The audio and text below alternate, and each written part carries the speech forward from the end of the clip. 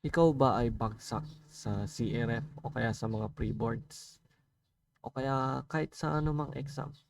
So, ano ba ang gagawin natin para ma-uplift or malampasan natin yung mga ganong pagsubok? So, sa akin, ah, nasubukan ko din naman siyempre.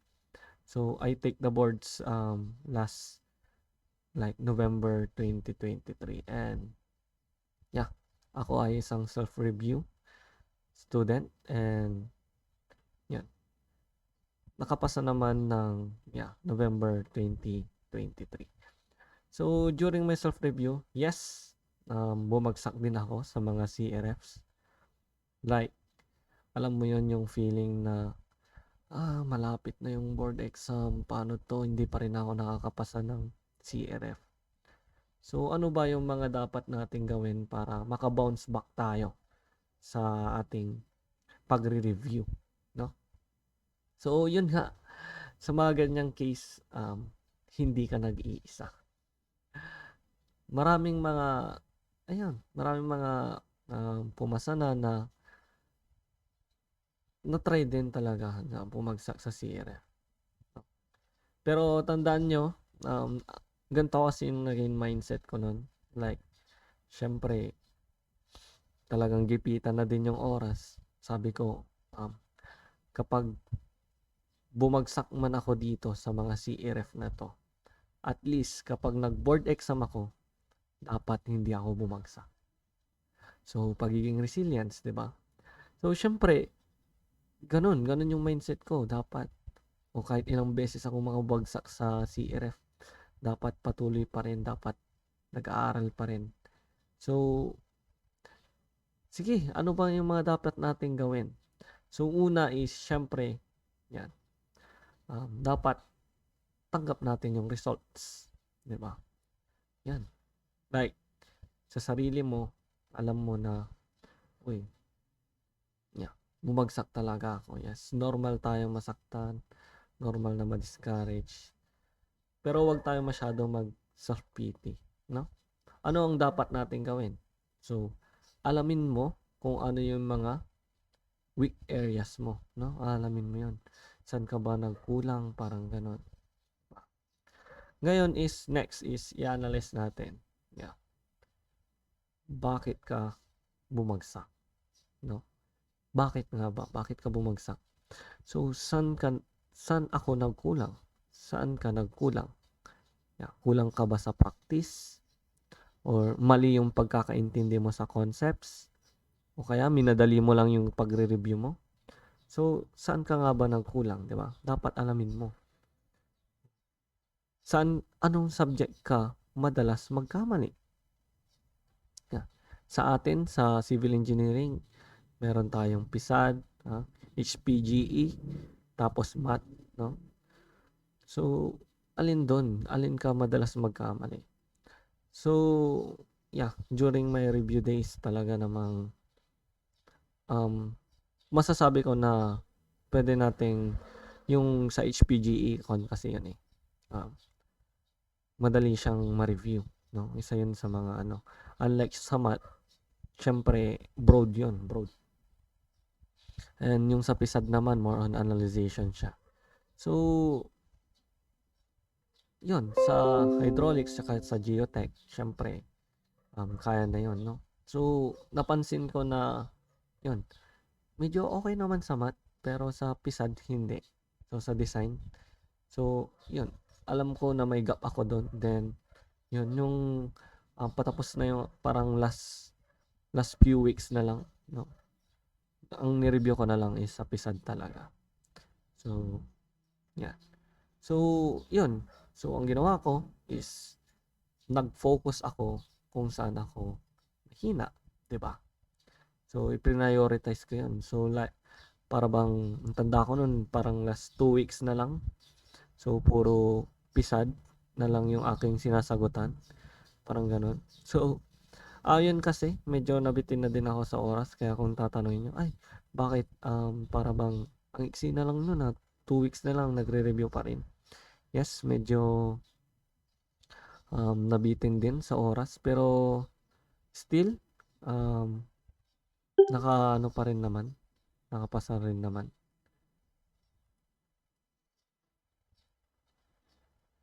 So, yun. So, still nakapasa rin naman sa board exam. So, yun. Tapos, ano pa ba ang ating gagawin? So, syempre, kung limited na yung oras natin, dapat meron na tayong tinatawag na study routine. Dapat meron ka ng sinusunod na oras. So, ano ba yung karaniwang advice sa atin, di ba? So, sabi nila, no? And masasabi ko din naman, which is true. Halimbawa, early bird ka ba or night owl, di ba? So, kung early bird ka, so goods yun. Yung bang nag-aaral ka na tuwing yan, gigising ka ng maaga para mag-aral ka sa umaga, or isa kang night owl na kung saan yung para bang mabilis yung isip mo kapag nag-aaral ka ng gabi. So, yun nga. So, sa board exam kasi, sabi nga nila is, so, umaga yung exam. So, dapat mas function or mas alert yung isip natin sa umaga rather than sa gabi kasi hindi naman gabi yung board exam. So, siguro maglaan kayo ng time para mabaliktad yung parang bang yung study routine natin kung nagre-review ka lagi ng like hanggang 2 AM, 3 AM, ganun. So, unti-unti mo nang baliktarin. Dapat nagre-review ka na sa umaga, no? And then, yun. So, ano ba yung naging time frame ko ng pag-aaral? Ito, nasa sa inyo to kung susundin nyo or hindi. So, sa akin kasi nagsasagot na lang ako ng mga CRF.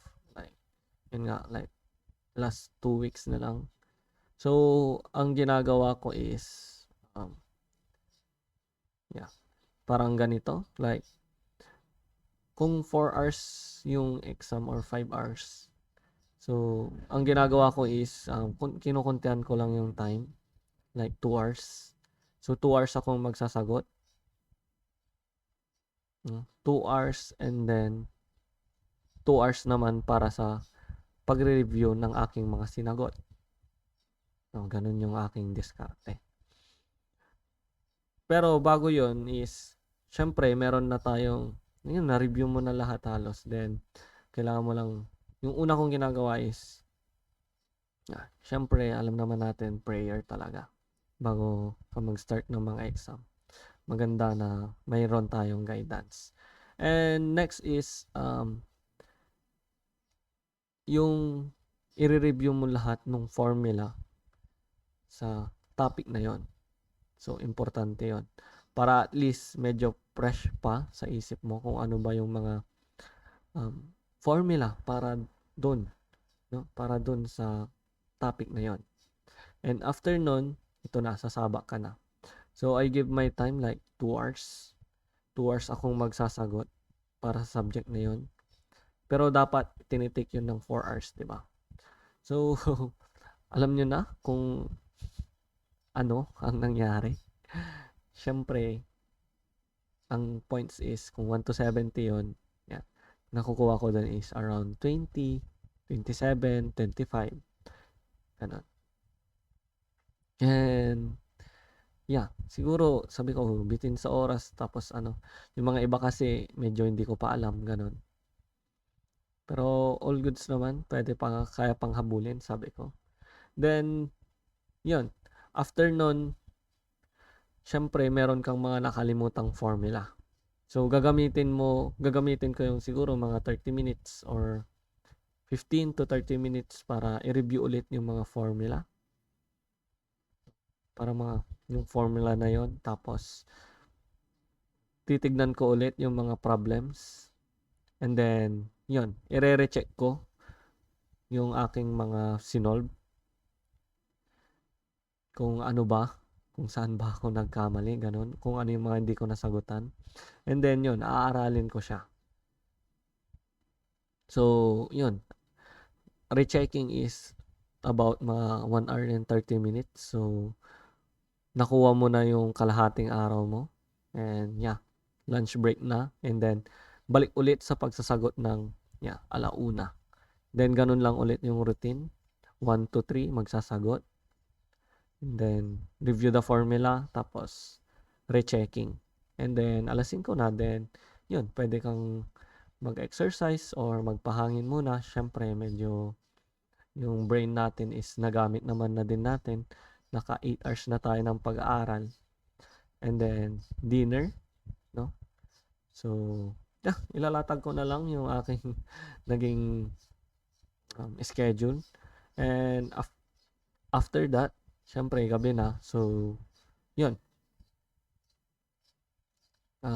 Isa pang beses ulit after dinner ng pagsasagot hanggang marating ko yung alas 12.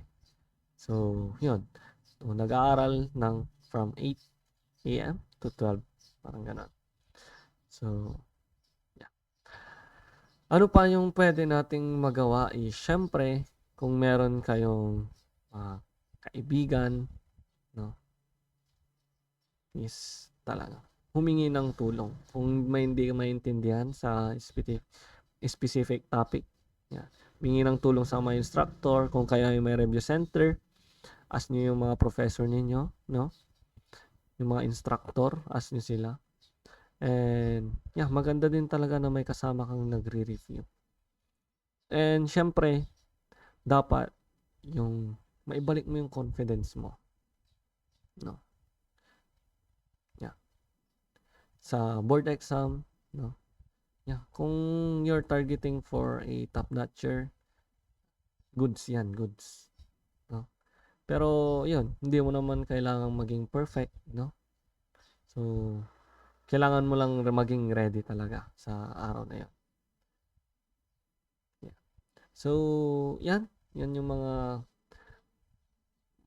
possible natin gawin kung tayo ay bumagsak sa ating mga pre-boards at CRF. So, hanggang sa susunod na mga videos, goodbye.